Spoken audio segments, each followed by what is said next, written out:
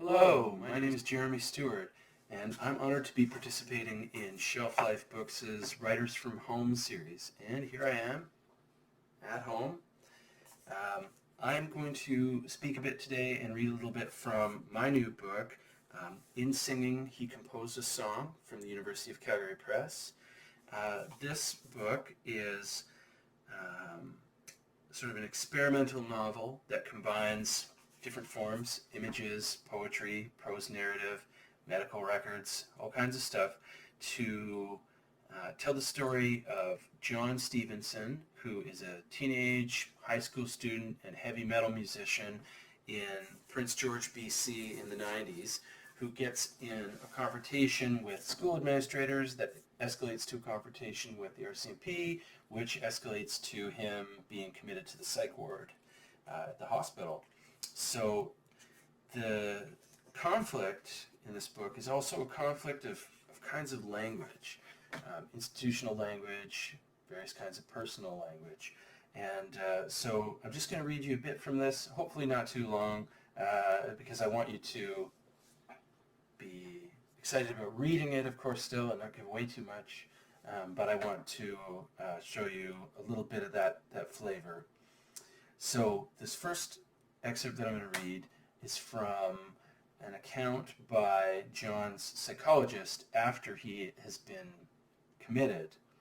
And then I'm going to read a little bit of John, who's the sort of main character, John's account of himself. Background information. This 15-year-old single Caucasian male was brought to the emergency room by the RCMP. They had been summoned to the school where the patient was involved in a disturbance. During the disturbance, the patient tried to hang himself with a belt in the drama class and then resisted arrest, trying to bang his head through the glass windows, and had to be sprayed with mace before being handcuffed and brought to hospital. He was committed under the Mental Health Act by Drs. Bergman and Murphy because the patient still seemed angry and reported that he was unable to contract against harming himself.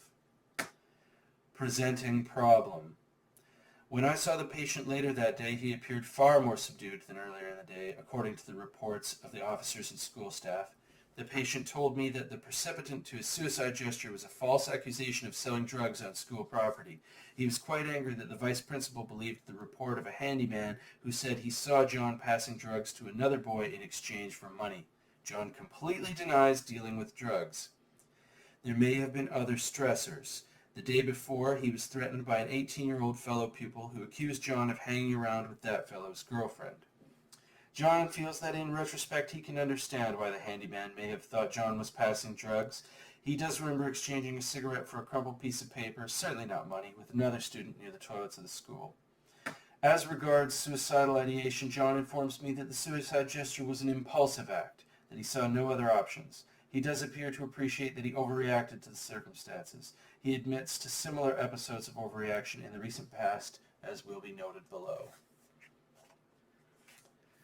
So earlier in the day, John is going to the school. None of the bad stuff has happened yet. This is a bit from John's perspective. The chain-link fence surrounds the grounds of Seymour Elementary School. I don't use the gate. I walk around to the left of the fence where the ground narrows above a short, steep slope darkened by black-green pines. The narrow ground is icy and dirty with pine needles and mud, half frozen, crunching and sinking under my weight, under my feet. The frozen ground tries to send me down the slope in my gray women's winter coat. It's wool. It's from Woolworth's. A long coat with a red pine needle or two stuck near the bottom, near the cold ground. My sneakers try to slip and fail.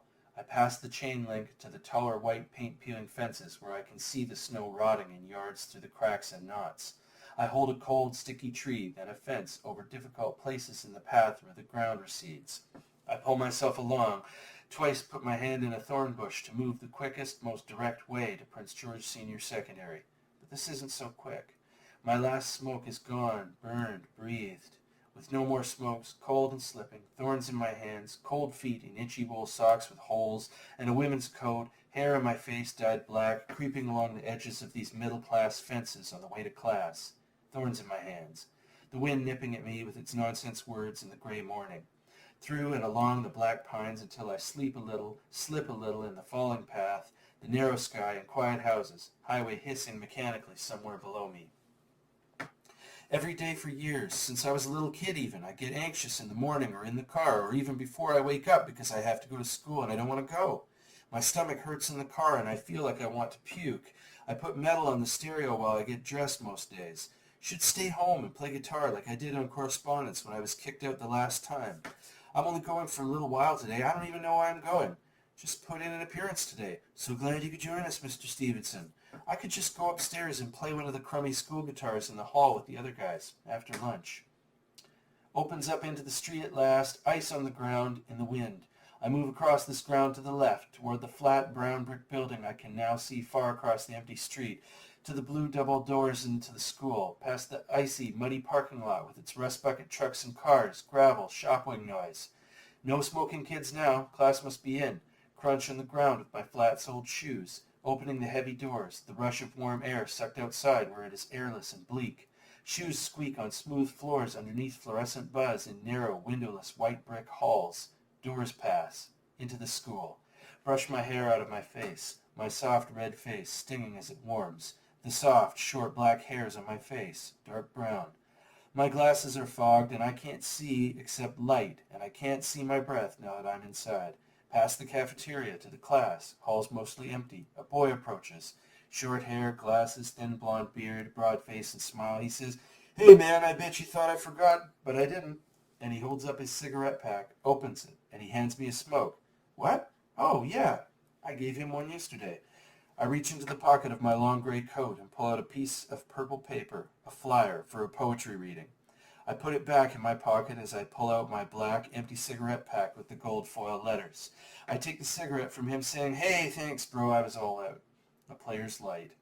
"No worries," he tells me as he puts the cigarette in my pack and he walks off down the hall, leaving me standing there in front of the cafeteria where a small number chats, milling, spraying milk at each other.